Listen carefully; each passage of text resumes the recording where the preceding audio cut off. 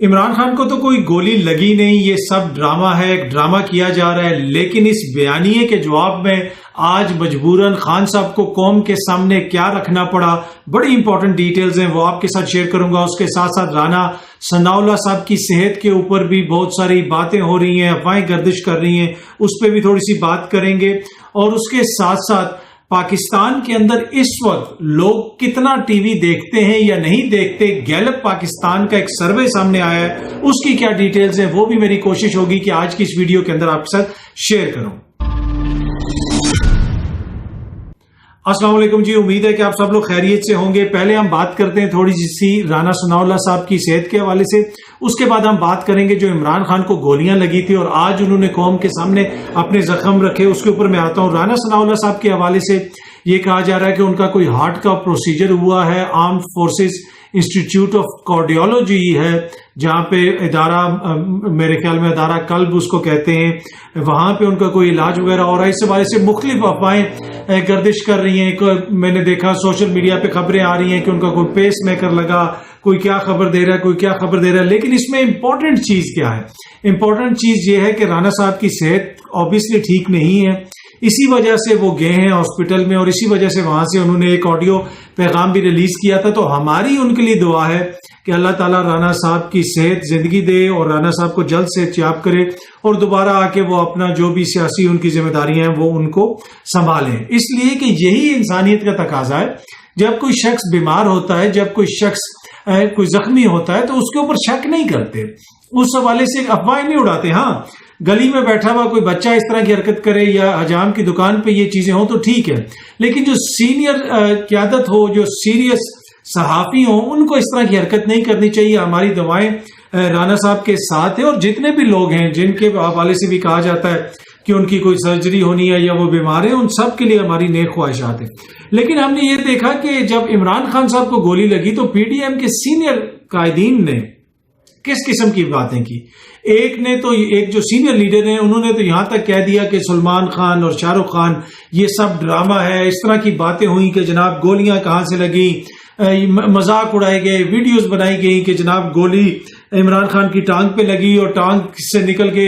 فیصل جاوید کے منہ پہ لگ گئی، یہ کیسے ممکن ہے؟ لیکن اس حد تک بحث کو آگے بڑھایا گیا، اس حد تک بحث کو اس نہج پہ لے جایا گیا کہ آج مجبوراً عمران خان نے اپنے زخم کھول کے پوری قوم کے سامنے رکھ دیے۔ کیا وہ زخم اب ہم نے دیکھے نہیں کہ وہ کتنے زخمی ہوئے؟ انتہائی انفارچونیٹ ہے۔ ماضی میں بھی یہ کچھ ہوتا رہا ہے، جب بیگم کلثوم نواز صاحبہ بیمار تھیں اس وقت بھی بہت سارے لوگ یہ کہتے رہے کہ جناب ان کو کوئی بیماری نہیں ہے۔ پیپلز پارٹی کے ایک لیڈر تو یہاں تک کہتے رہے کہ یہ جو ہارلے اسٹریٹ کلینک ہے یہ شریف خاندان کی ملکیت ہے اور اس وجہ سے جناب ادھر سب کچھ یہ کرتے ہیں، لیکن پھر ہم نے دیکھا کہ بیگم صاحبہ اس دنیا سے چلی گئی۔ تو میرے خیال میں اتنی جو ہے نا منیمم لیول آف انسانیت and minimum of level of decency ہم سب کو اپنانا چاہیے، صحافیوں کو بھی، سیاستدانوں کو بھی اور ایز اے قوم بھی۔ اگر آج رانا صاحب بیمار ہیں تو ہمیں سب کو ان کی صحت یابی کے لیے دعا کرنی چاہیے، نہ کہ ہم پہلے یہ کوشچن شروع کر دیں کہ جناب یہ تو ڈرامہ ہے، یہ تو کچھ ہو ہی نہیں رہا۔ دیکھیں کیا یہ رویہ مناسب ہے؟ اس نہج پہ ہم رویوں کو لے آئے ہیں اور جب عمران خان کو گولیاں لگی اور وہ مشکل سے بچے، 4 گولیاں ان کو لگیں، آج انہوں نے زخم بھی سامنے رکھ دیے، لیکن اس وقت بحث کیا ہو رہی تھی کہ جناب ایسی تو کوئی بات ہی نہیں، ان کو تو لگی ہی نہیں، یہ تو سب ڈرامہ ہے، سیاسی ڈرامہ ہے۔ اینی وے، اب اس میں کتنا ڈرامہ تھا یا کتنا ڈرامہ نہیں تھا،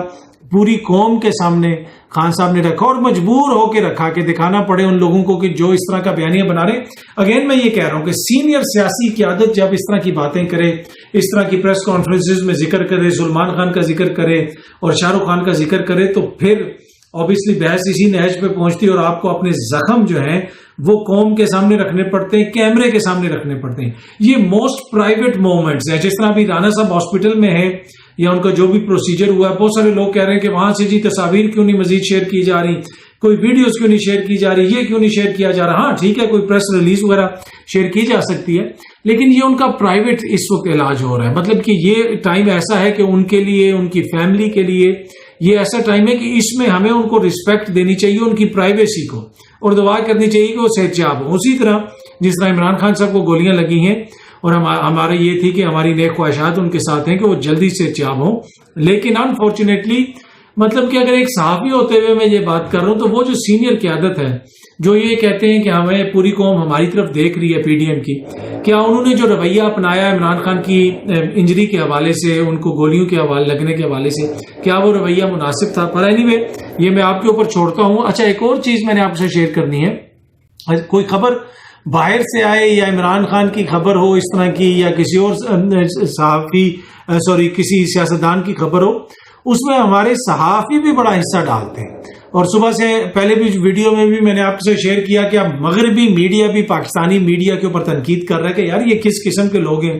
کس قسم کی خبریں دیتے ہیں، ہماری خبروں کو تروڑ مروڑ کے پیش کرتے ہیں اور اس کو عمران خان کو نشانہ بناتے ہیں یا کسی اور مخالف کو نشانہ بناتے ہیں۔ یہ دن کو جو میں نے ویڈیو بنائی تھی اس میں تفصیلات آپ سے شیئر کی تھی۔ اینی وے اب گیلپ پاکستان کا ایک سروے آیا ہے اور گیلپ پاکستان کے اس سروے کے مطابق سوشل میڈیا کا عروج ہے جناب، اور ٹی وی دیکھنے والوں کے افراد کی جو تعداد ہے اس میں بہت زیادہ کمی آئی ہے۔ اب اس کی کیا وجہ ہو سکتی، کیوں یہ کمی آئی ہے؟ اس لیے کہ لوگوں کو اب پاکستانی میڈیا کے اوپر اس طرح اعتبار نہیں ہے، یا لوگ یہ سمجھتے ہیں کہ میڈیا صحیح طرح خبریں نہیں دیتا، جو ہم سب کے لیے نقصان دہ ہے۔ اس لیے کہ میڈیا بڑا اچھا کام کر رہا ہے، لیکن کچھ لوگوں یا غیر ذمہ داری کا جب مظاہرہ کرتے ہیں تو اس کا اثر سب کے اوپر پڑتا ہے۔ اینی وے گیلپ پاکستان کے سروے کے مطابق 57% لوگ ایسے ہیں جنہوں نے گزشتہ دنوں میں کوئی بھی وقت ٹی وی نہیں دیکھا۔ اچھا، یہ ایک ایسی چیز ہے جس سے میں بھی ریلیٹ کر سکتا ہوں۔ مجھے بہت سارے لوگ ملتے ہیں، میں اکثر ٹی وی پہ آتا رہتا ہوں، زیادہ تھوڑا بہت آتا رہتا ہوں میں ٹی وی پہ بھی، کبھی کبھی جو ہے نا جب بھی موقع ملتا ہے تو ٹی وی پہ بھی آتا ہوں۔